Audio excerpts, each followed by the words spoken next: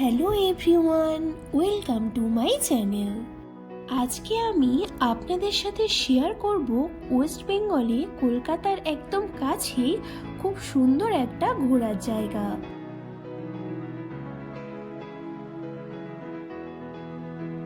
আমরা যাচ্ছি পৈলানে স্বামীনারায়ণা টেম্পেলে। এই মন্দিরে আসতে হলে প্রথমে আসতে হবে আমতলা বা ঠাকুরপুকুর।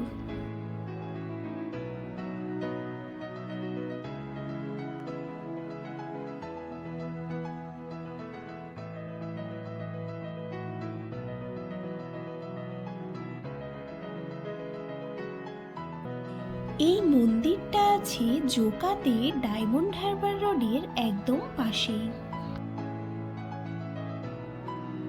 দেখতে দেখতে আমরা চলে এসেছি মন্দিরে।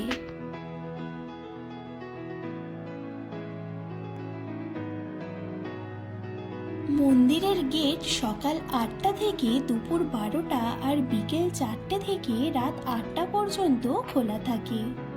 প্রধানত ভগবান কৃষ্ণকে কেন্দ্র করে গড়ে তোলা হয়েছে এই মন্দির।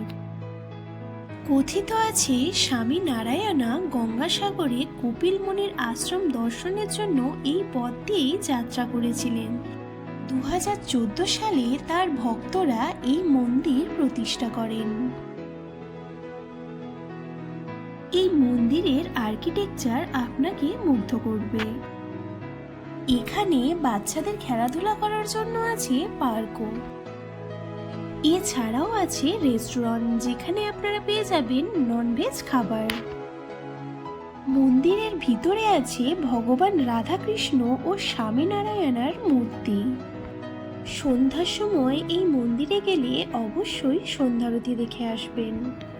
মন্দিরে ঢোকার জন্য কোনো রকম টিকিট লাগবে না।